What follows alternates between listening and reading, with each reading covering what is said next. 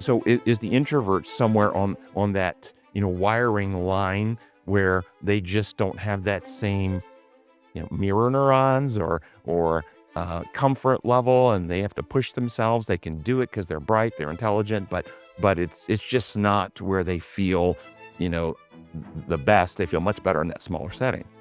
Is it really cognitive, or is there some wiring comfort level thing going on?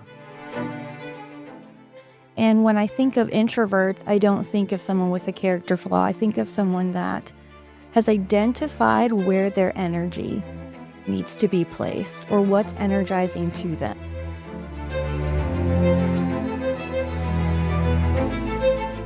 Hello, and welcome to Design for More, sponsored by Come and Reason Ministries and Honey Lake Clinic. I'm Dr. Tim Jennings, and I'm joined today by Annalisa Moretto, one of our therapists, and Dr. Tricia Smith, our clinical director here at Honey Lake Clinic. And our topic this morning is the inner world of introverts. And what motivated us to do this program is we received a question from one of our listeners that reads as follows. I was wondering if you might be willing to do a talk for introverts. I'm an introvert. I notice everything and want to be loving and outgoing to all, but struggle because deep down it exhausts me, and I find myself not feeling like engaging at all in most large social settings. Is socializing a trait I can grow in, or is it how I am made? And because I process so much information constantly and quietly in my own head, I am wired to need quieter, smaller settings. I feel guilty for not engaging others, but find it exhausting and feel a lot of anxiety because rarely do I feel like I can process and say the correct words on the fly. After large social gatherings or gatherings where I must interact frequently with others, I feel like I need to go home and sleep or sit quietly and crochet to regain my energy. I feel physically tired and want to retreat into my own mind. I much prefer being on the sidelines, quietly serving, but not being noticed or drawing attention. I feel like I should be so much more outgoing and engaging with others than I am. So this is our questioners asking about introverts, and maybe I don't know as much about that. I don't know, but I'd like to throw it out. Just what's your initial reaction to the question? It triggered several things in my mind, but I don't want to direct the conversation yet. So what are your thoughts? How do you respond to this questioner? Well, as you were reading that question, I then had several other questions that I want to ask that person. And that is there a desire for solitude to recharge, or is it a desire to seek solitude to recharge? Because in those moments where that person's being social, is there fear of rejection or shame or how they're being perceived? Are they replaying that conversation in their head at a later time? Okay, so your questions are going right down the question I had, and I'd like you all to speak to this question. Yeah. Is being an introvert the same or different than being insecure? Is insecurity and an introvert the same thing, or are they different? So I think that there's different. I didn't absolutely think there's different types of introverts. I think there's ones who analyze kind of what they've said in different social settings.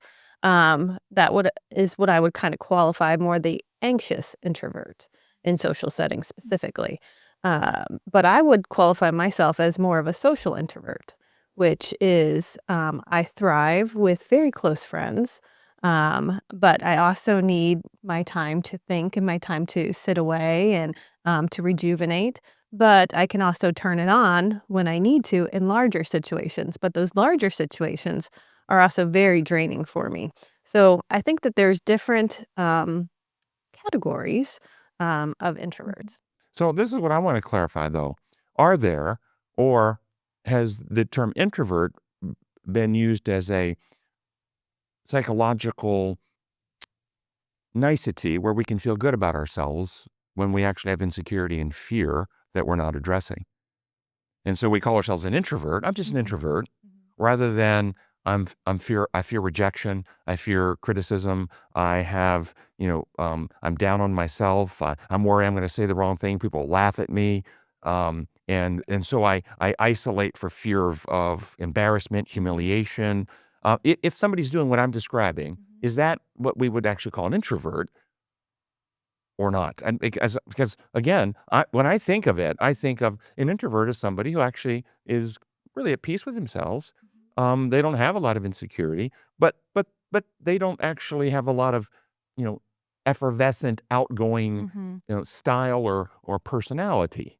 That's what I'm thinking of an introvert. But behaviorally on the outside, the what you call the anxious introvert could look behaviorally the same, but you know how my mind works. I'm always Yeah. trying to Yeah. parse and diagnose and it but are the drivers, are the motivations they actually the same? So are we actually talking the same thing as an individual heart mind or just behaviorally looking the same? Yeah. I think behaviorally it can look the same, but they're not the same. And I think part of that too is what our perception is of introverts. Like historically, I know growing up, parents, relatives will refer to a child as being an introvert. Oh, they're shy, they're antisocial. And it's like, no, they're selective with their attention. They're selective in who they open up to. I think shyness is different from being introverted. I think you're trying to say, and correct me if I'm wrong, Mhm. w- as introverts and even as children as introverts, they're more selective of where they put their energy into Mhm. because it can be very draining in social situations. I mean, I would even say society today in school, it used to be where rows of children were in the classroom where they could work independently. Mhm. Now, children are placed in classrooms where they're in like sections of 4. They're in these little quads where they're Mhm. actively working in groups all the time, Yeah. and even things such as math is being taught in a group aspect.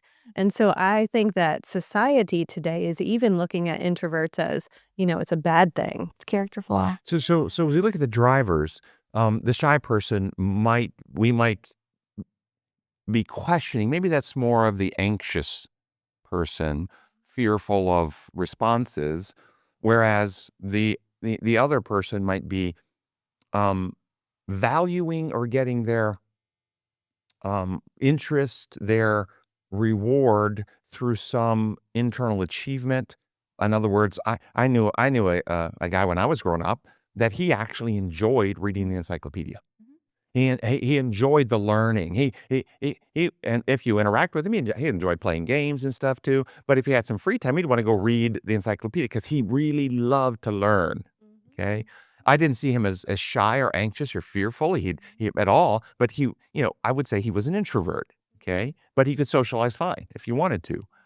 Whereas I've seen others that have that sense of fear of how people will respond, and thus they become wallflowers in social settings.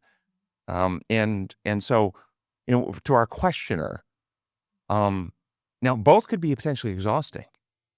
The person who enjoys the reading Mhm. and the studying, Yeah. it might be exhausting to attend to all of the interactive stuff going on. It takes a different type of energy Mhm. to listen and respond appropriately, even without fear of rejection, than it does to just, read on your own or do a project on your own. I knew kids that did models and they would love to do their models, okay, etc. Thoughts about that? I can actually relate to what Dr. Smith shared because I can turn it on if I need to, but do prefer the smaller group of friends, those connections, and having some quiet time to myself. And when I think of introverts, I don't think of someone with a character flaw. I think of someone that has identified where their energy needs to be placed or what's energizing to them. So if I'm having a conversation with a small group of people or a very close friend, I'm locked in, I'm tuned in. The depth we can go is energizing. We can have a long, deep, meaningful conversation, and I leave that conversation, in some instances, actually restored because I'm feeling like that person is speaking directly to me, speaking directly to my heart. Now, if you put me with a large group of people on a specific topic, agenda item that we need to address, can I turn that on? Definitely, I can turn it on. But do I feel drained after? Absolutely. Because those conversations, to an extent, are surface level. Okay, so we identified people behaviorally looking as introverts, those who are more personality, peace with themselves, no character flaw. They just like maybe like more of the quiet time.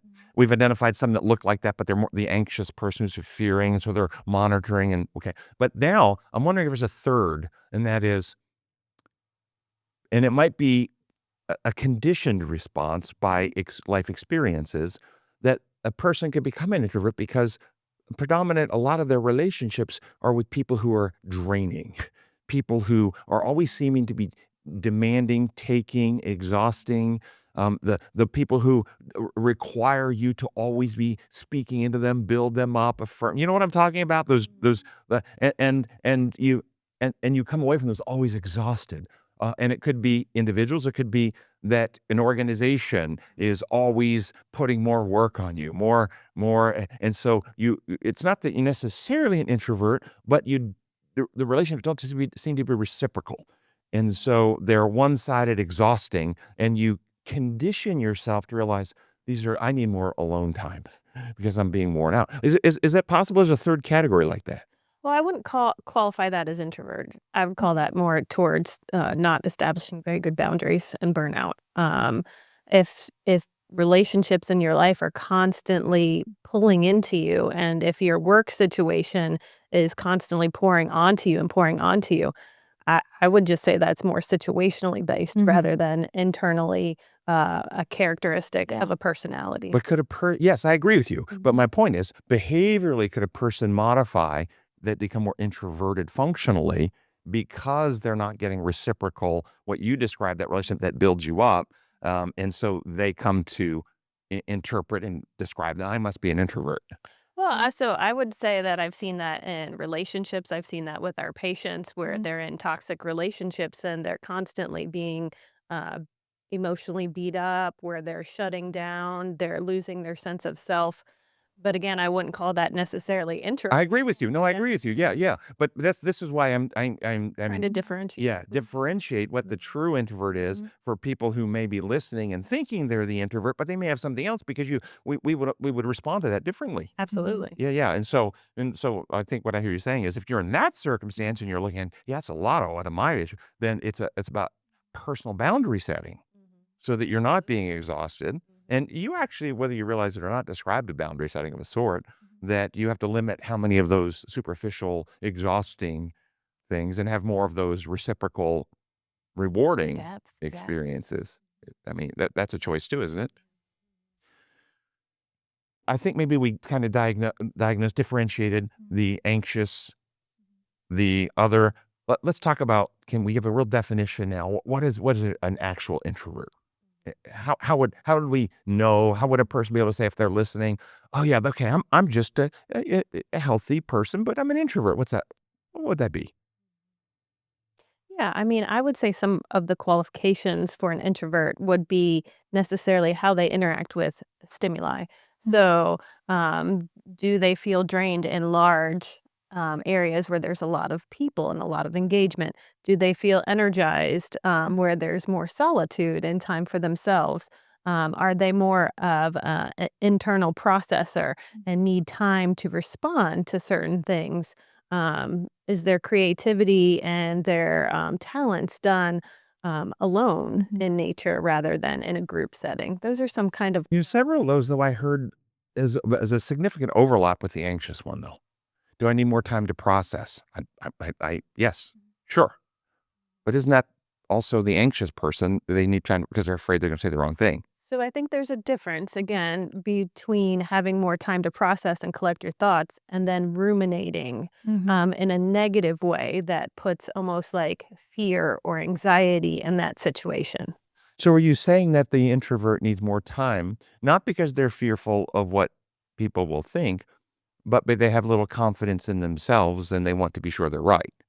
I'm not even sure if that's confidence. I would say that They're slow processors? they're taking in so many elements that they are trying to put together more formulated thought process. Yeah, Because a little bit. both of you have identified that you are somewhat more introverted than I am, and I see both of you as highly intelligent, quick on your feet, bright, processing quick. So I don't understand why you would need more time. You're very sharp, you're very quick, you're very bright. Whenever you do respond spontaneously, it seems like you're right on point. So I'm not understanding a need for an introvert if you guys are actually representative of introverts, why you would need more time. That doesn't make sense to me. I would imagine, well, I don't want to speak for her, but the depth of your thoughts when you have time to reflect on your own versus just quickly responding in a conversation goes much further. Well, that's true. That of course that's true. Um, so in a setting like this, does that mean that we can't respond here like we're doing without a long period of contemplation because we might miss a deeper connection? Or are there reasonable, helpful, factual, truthful things that we can respond to quickly? Well, so I would say that we prepared with questions for here. So we kind of already had a sense of what was going to be talked about. I think that Mhm. at least helped me kind of formulate some of the concepts walking Mhm. into the situation. Now, Mhm. if it was just the three of us kind of shooting from the hip, I would be a little less comfortable. I think it's comfortability more or less rather than not being able to do something.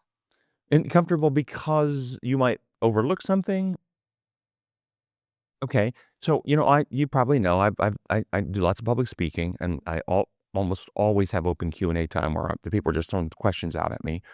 I answer those questions. It's not uncommon after it's all done and I'm driving home or the next day that a thought pops into my mind and go, man, I wish I would have thought of that at the time. That would have been a great additional piece. It's not what I said was wrong, but there's a deeper answer there that I didn't think of at that time. Does that make me then an introvert? Because I'm able to have a deeper connection and a deeper thought at a later time that I didn't think of at that time? I mean, isn't that my point is what you're describing, isn't that true for every human mind, even the people Universal. that are not introverts? Because that happens to me all the time. Hmm. Yeah, but I would say again, some of these qualities, it's not just one quality. It's you also thrive in a group setting. Mhm. You are very quick to respond. Your brain fires very Yes. quickly. But you guys do too. Look at this. I don't think as quickly as you. No. No, but thank you very much. No, but I think you do. I really do. But anyway, Yes, yeah. But I think it's natural for people to think, oh, gosh, I could have said this, or gosh, I could have added to this. But to the depth that we feel comfortable preparing and going into a conversation, I think is a little bit different from extroverts who are just kind of, they thrive in kind of bouncing ideas off of people and growing Yeah. in those Mhm. conversations and wanting to be part of those Mhm. decision making processes. And I think that personality type extroversion is like socially desirable. Hmm. the extrovert, Yeah. Yeah, I would definitely say to this person, as they're questioning, is this a good thing or not a good thing? I think that society very Mhm. much says you need to be an extrovert. You need to go out and make friends. You need to put yourself in these dynamics, even work situations. It's very much group dynamics. You're Mhm. put in certain situations where you have to do different things. Um, so introverts, I think, should also um, be prized and what they can bring in their solitude and how they can. I mean, I think of writers with their creativity. I think of people who can. I mean, I even think about Jesus and Moses who go off into the wilderness to pray in solitude and come out with these beautiful awarenesses to then share with other people. but that solitude that is what you just described with Jesus and Moses is absolutely essential for our individual. Mhm. Whether you're an introvert or extrovert, that time away with the Lord is a foundational requirement for development and growth. I mean, so 100% on that. But I don't know if that's specific to an introvert. Well, I would say that probably an extrovert would struggle with 40 days being alone in the Mm. wilderness. Because I think extroverts really thrive and need that connection. So this is where I was going though. On when you guys, the question I have about the introvert is you're describing. You both just have cognitive processes. I want more time to reflect and have deeper. But my hypothesis, and I use the word on purpose, hypothesis. I'm not saying it's a certainty. It's a question. Is that the driver is not cognitive? It's interpersonal, relational dynamic. It is a feeling state. I'm not comfortable. It's not that I factually need time to process. It's some introverts. The introvert driver is a relational element of exhaustion with people or personal comfort level rather than just the cognitive, I need more time to know the answer. That's a hypothesis I'm putting out there. It's not left brain driven. It's more right brain driven. Would it be fair to say that we all have different tempos? Yeah. Again, this is the point. You're comfortable in some settings, and what is that for?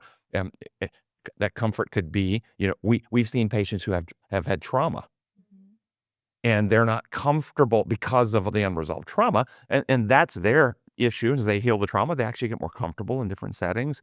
The question, is there an innate personality, hardwiring element where, and of course we would, on the extreme, say the autistic, clearly a neurobiological wiring element that makes their social connections different than what we would consider the norm. Okay. So is the introvert somewhere on that, wiring line where they just don't have that same, mirror neurons or comfort level, and they have to push themselves. They can do it because they're bright, they're intelligent, but it's just not where they feel, the best. They feel much better in that smaller setting. Is it really cognitive, or is there some wiring comfort level thing going on? Yeah, I think And without the insecurity stuff. Yeah, I think there may be a wiring comfort level thing. Again, I think it's where we get our energy from and where we feel most comfortable. And so I think in certain settings, people feel more comfortable rather than in others. I don't necessarily think it's an insecurity thing or an anxious thing. I think it may just be how we interact with others. Yeah. And does the Lord, regardless if we're extrovert or introvert, generally, if we're following the Lord, lead us in places that are uncomfortable for us?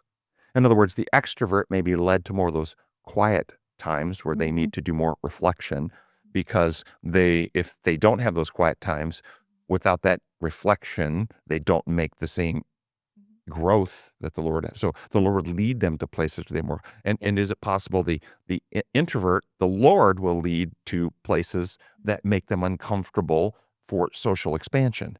Is that possible? Yeah. I would also say that, like, the Lord has led me and opened doors to push me in my career-wise, to be put on platforms, to be able to share my talents and my experiences with others. Is that my preference? No, I would prefer not to do that. I'd prefer to be one-on-one settings or smaller settings doing what, I enjoy, but God has pushed me as an introvert to, gain different skills to be able to share my talents with others. So, yes. And do I believe that we should all pause to reflect on different stages or connect with God and get direction and gain wisdom? Absolutely. Absolutely.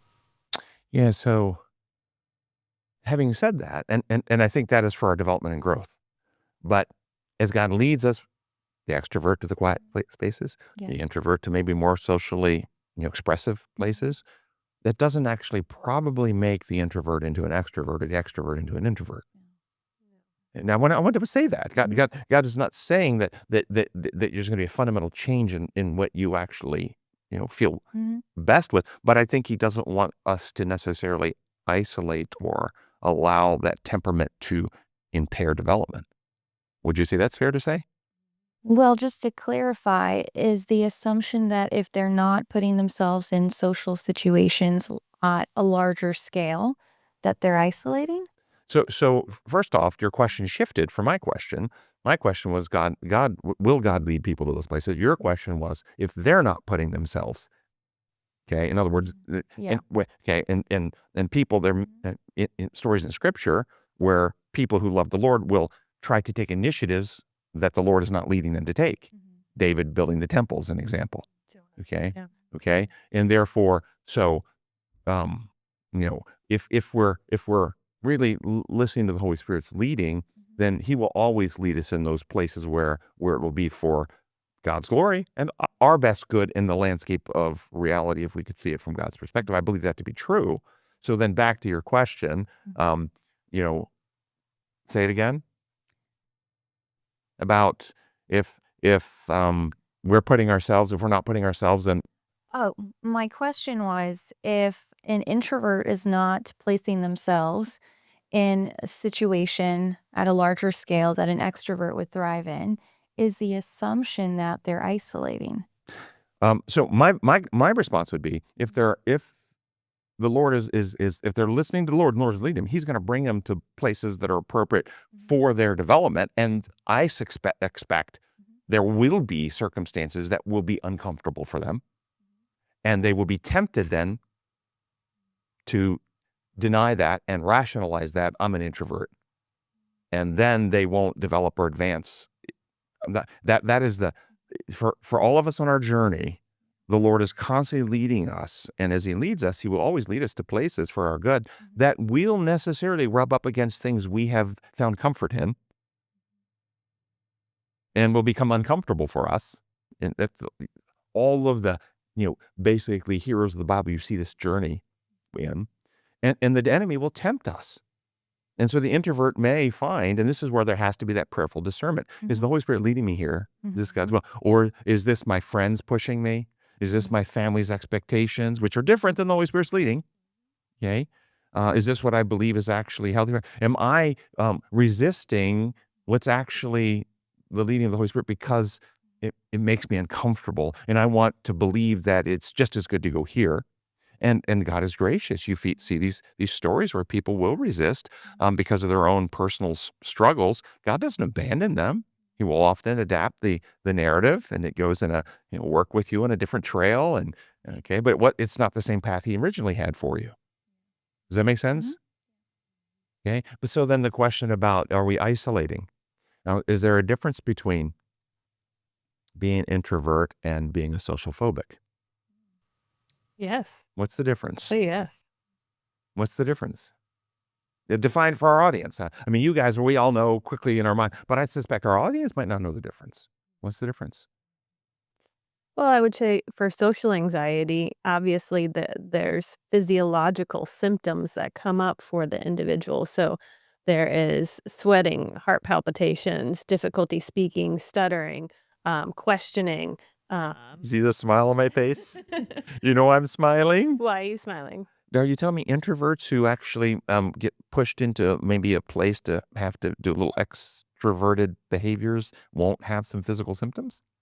They won't have the little butterflies on the stomach, palms sweating a little bit as they get up to speak. And does that mean they're social phobic? I think if they have a speaking engagement in front of hundreds of people, I think those types of symptoms, yes, would be normal. Now, if I'm going to a social setting or a party where I don't know a lot of people, I probably won't have those types of symptoms, to be honest with you. But will I be tired after that engagement?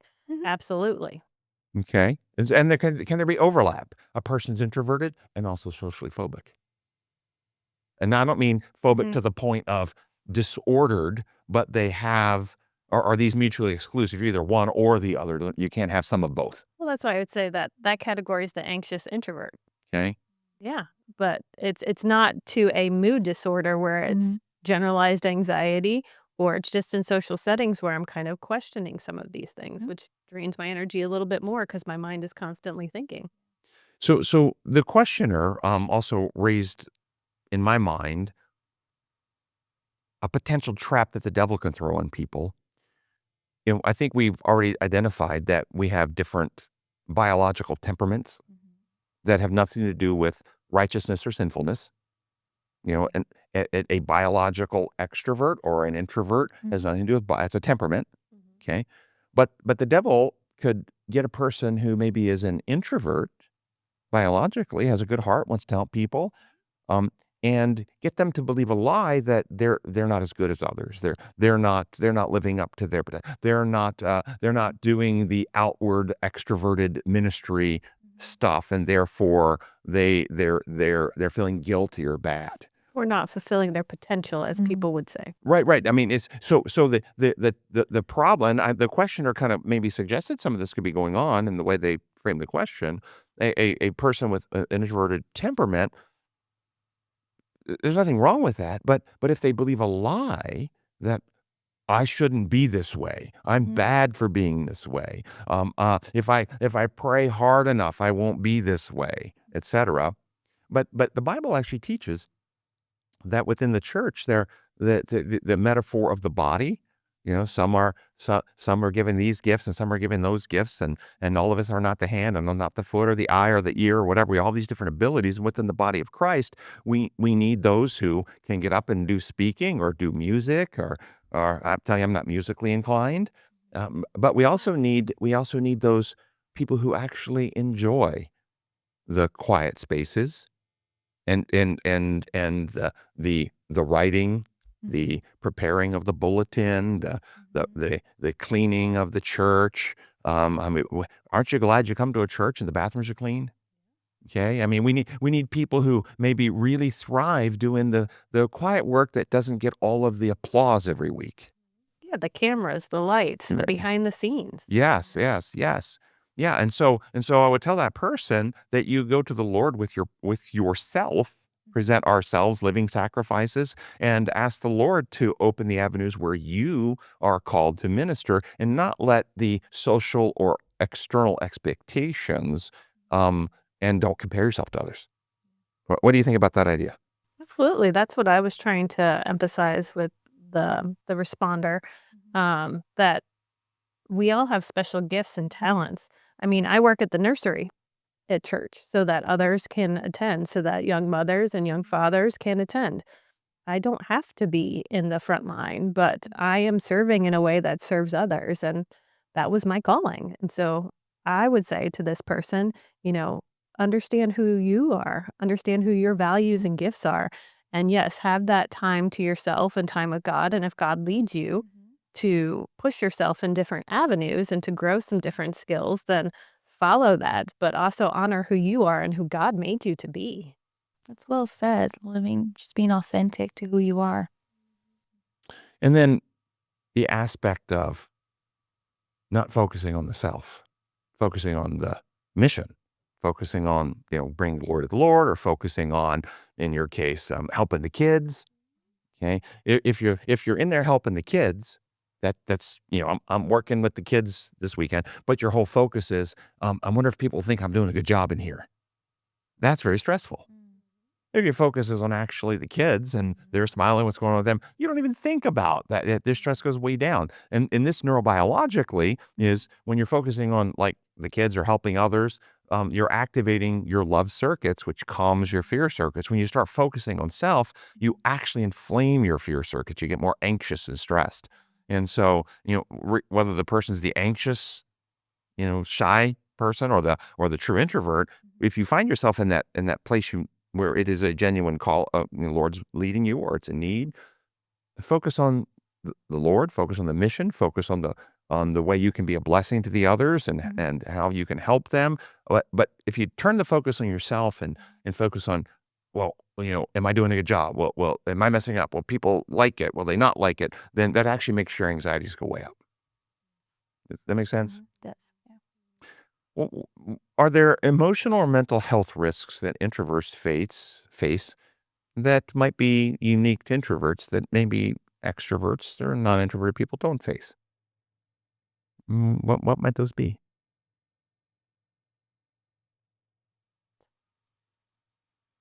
Mental health risks, and there will be some that are going to, of course, be across regardless of personality structure. But are there some that the introvert struggles with maybe? I think one thing that just comes to mind is being misunderstood. Feeling misunderstood leads to the feeling of loneliness. Feeling of loneliness, eventually, are we on a path towards depression? I know I went from like 0 to 60 there, but imagine living in a world where you're feeling things at a great depth you'd like someone to process with, but you don't have that connection or you don't have that safety with anyone. The introvert. Yeah. Or the space to do it. So being misunderstood, what kinds of ways might introverts commonly be misunderstood? What might some common misunderstandings for an introvert be? People perceive that they want to be alone. Is that not true? There's, um, it's a balance. There's great benefits in having solitude and time to reflect, but My impression of introverts, as I identify as one, is wanting to have a deep connection and having a deep connection with a person, not a large group of people. So would it be taking off on that theme then? What do you describe then if the introvert finds much of their time is in settings in large groups and not getting time with the one-on-one situation? Would they experience frustration? This is frustrating. I can't get to know people. I can't connect with people. Would frustration be something they would struggle with? I think that's appropriate because I actually hear that from my patients because we have different group sizes here at the clinic. Some group sizes are much larger than others, and they really appreciate the smaller process groups because they're like, I have an opportunity to sit in a room with 6 other people or 5 other people and get to know their story, get to know them at an emotionally intimate level that I just can't in a larger setting. I'm wondering if there's an element of competition that the introvert doesn't feel they can compete with the extroverts in the larger group, and they need less competition to actually feel valued, heard, and thus they are more stressed or anxious because they, using the things that you said earlier, we aren't thinking as quick, take longer. This conversation moved past them before they're ready, and now they're like 8 seconds behind everybody, and thus they don't feel like they can compete in the larger group. I'm not saying this is true. I'm spinning off my head, hypothesizing here because I don't think I've ever really experienced this. Well, I think as an introvert in certain settings like that, I think that I've accumulated some skills to help in those things. If we've had a director's meeting or a meeting where we've gathered some minds and talked about different topics, I will often follow up with individuals of, I know we talked about that topic and I had some ideas about that. Do you want to sit down and have a conversation, or do you have some time where I could grab you and we can bounce off some ideas? Or I'll do a follow-up email of like, hey, we had that conversation, but these were a couple of thoughts I had after that might be helpful in this situation. So I think it depends on how you function in those settings. So, what's one of the things I appreciate about you, though, is that and this is a difference of strengths and weaknesses, and the idea of the body of Christ. Again, we bring strengths and weaknesses.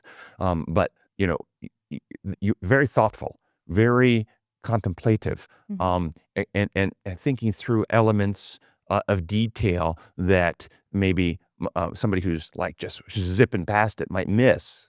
Okay. And I appreciate that very much about you. So, but this situation you described from my question was not a social situation in the sense of it was a business situation, it was a work situation. And so, you have an assigned role, you have assigned position, you have assigned expectation, you have assigned lines of authority.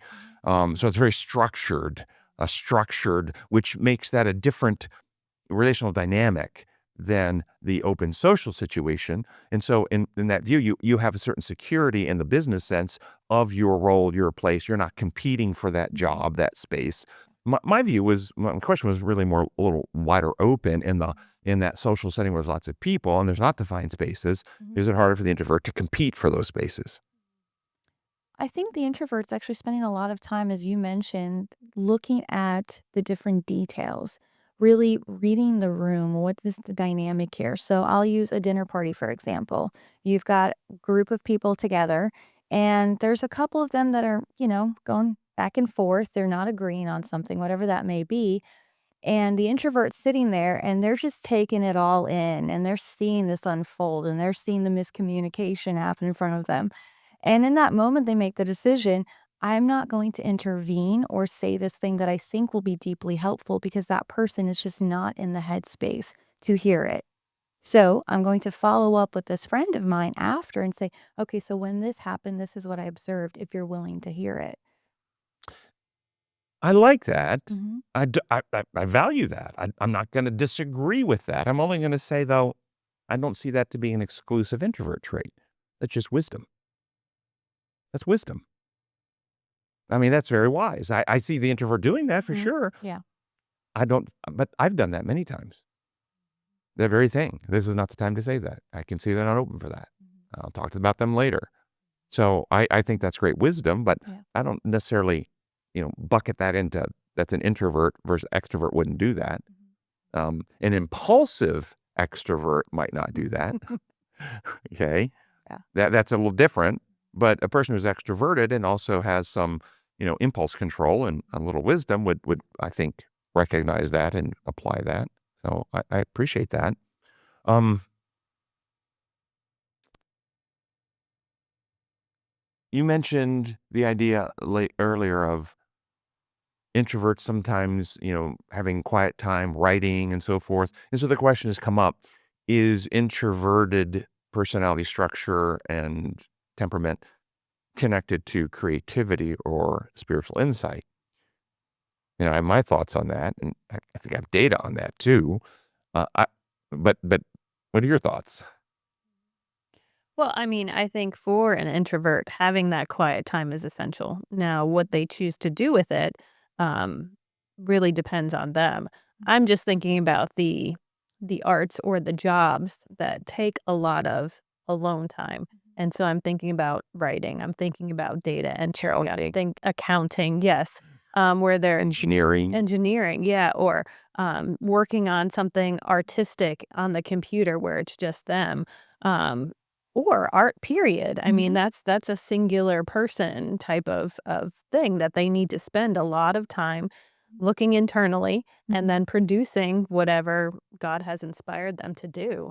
Um, And I love what you just said there. Okay, and I hope our audience caught it, because I think creativity is we're made in the image of God. And I think everybody's creative.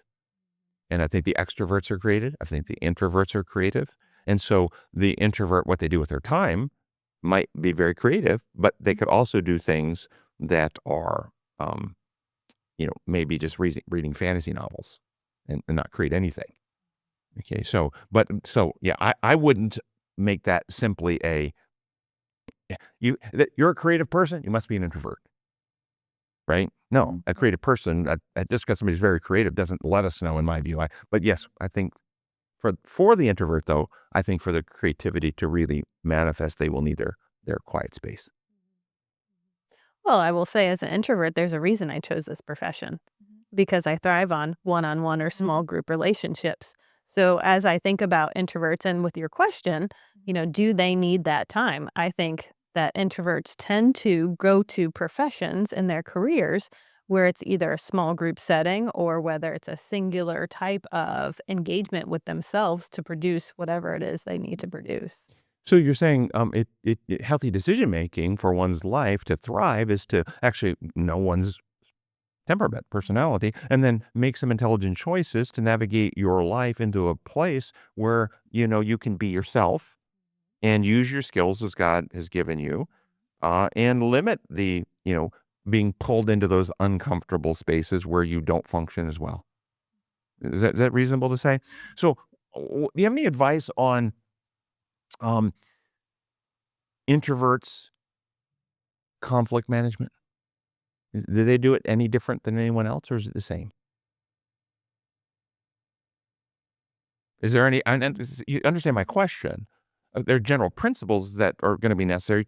Truthfulness, whether you're introvert, will Yeah. always be important. But are there a particular aspects that are important for introverts in dealing with conflict? And let's talk about family and close relationship conflict. Yeah, I will absolutely say that an introvert probably needs time to process.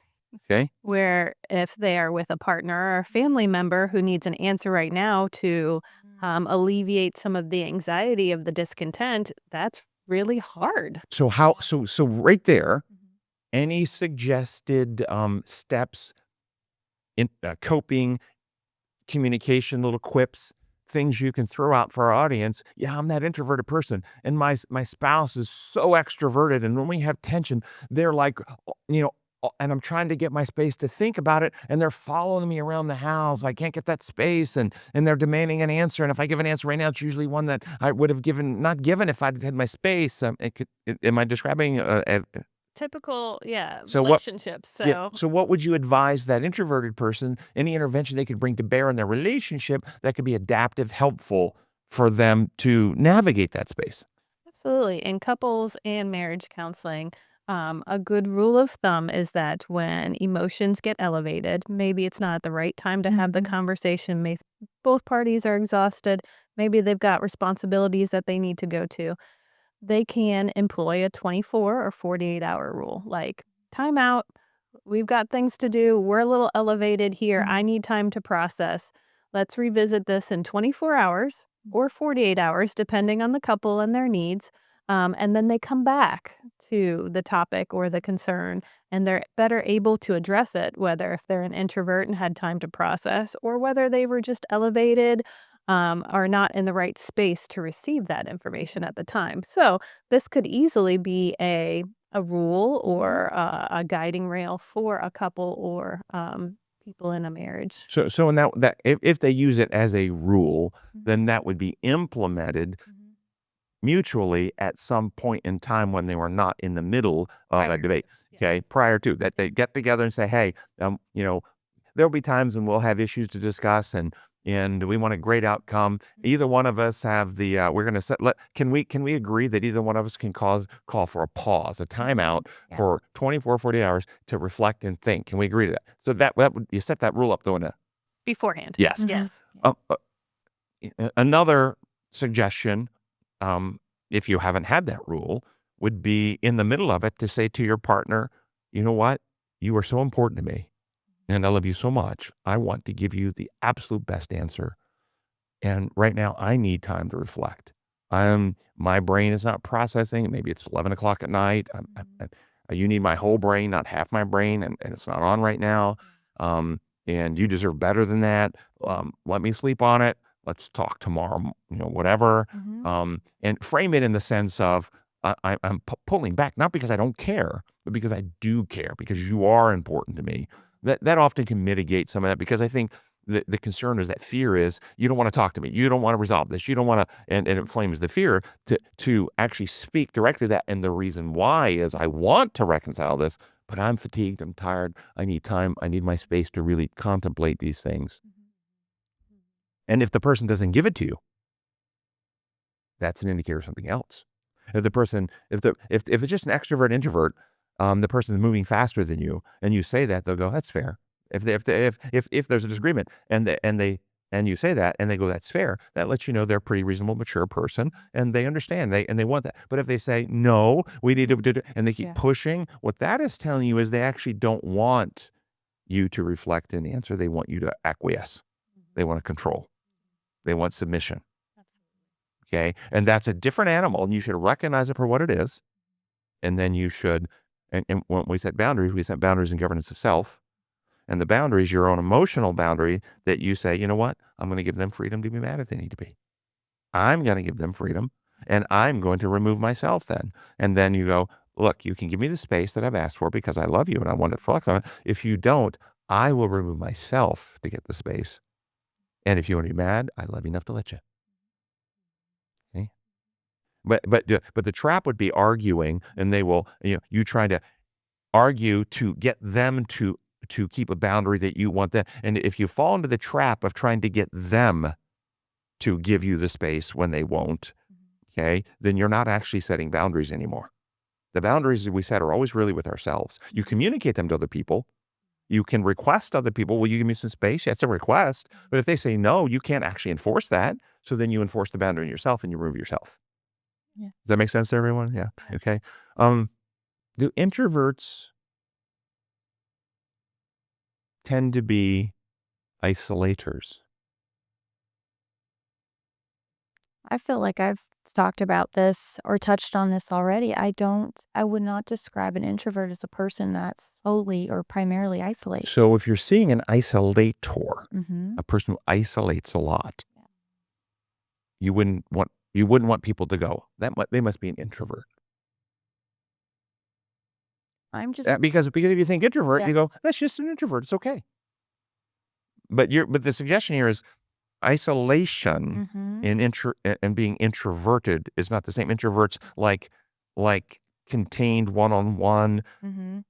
engagements and connections. Isolation is a different thing. Any thoughts? Anything you want to share on people who may be isolating? First question: long-standing, lifelong, something changed. They're isolating they didn't used to. That's a big. Lifelong isolators might be more on the spectrum. If they're isolating and at peace and they don't seem distressed by it, then there's the isolators who are distressed by it, but they still do it. That may be your social phobics, fear of rejection, some type of fear of intimacy. Maybe they had trauma issues or exploited and they want connection, but they're too fearful to have them, so they isolate to feel safe. Okay, it could be something along those lines. This is somebody who's isolating for long periods of time. Somebody who is newly isolating, telling you there's some new events happening in their life. Maybe they've gotten into drugs. Adolescent starts isolating. Never been isolated. Now isolating. Okay, what's happening? Could be an indicator of an adolescent girl who starts isolating. Maybe she got assaulted, and she's ashamed. Not hers, but that's the way they feel. It's not her shame, but it's not uncommon for that to be the way they feel, right? And they then isolate because they feel bad about themselves, and so it's an indicator. Maybe they have depression. And so if you see somebody newly isolating, then that would be an indicator to go and reach out and make a connection with the people in your life that are doing this and inquire what's going on. Something's changed. I think you make a very good point. All of those scenarios that you just listed, usually isolation is the first indicator of them starting to go down a bad spiral. If I talk with any of my patients, they put their warning signs. Isolation is one of them, that a crisis is brewing or that they're going to start spiraling into a negative place with any of those scenarios that you gave. Usually the first one is isolation, kind of pulling away and pulling inward.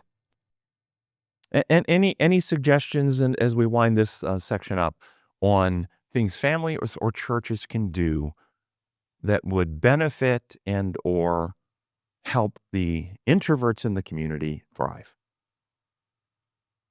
How about invite them to a podcast?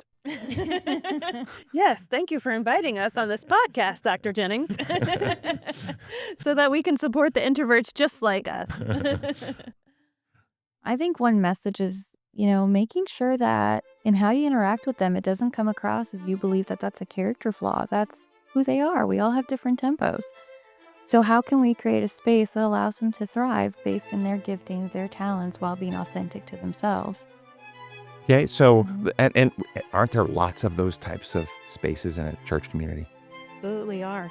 Yeah, yeah. No, I can think in my ministry, we have so many really wonderful behind the scenes people that are beautiful, loving, caring, love the one-on-one conversations, never want to be up front. Okay, but they're not fearful, insecure people. They just they thrive in that quiet ministry behind the scenes. Yeah. Alrighty. Hope you enjoyed this program today. If you have questions, send those in to questions@designformore.net. Questions@designformore.net. And we'll see you again next time. Thank you for joining us on Designed for More, brought to you by Come and Reason Ministries and Honey Lake Clinic. Also, don't forget to check out our other podcasts for more inspiring content.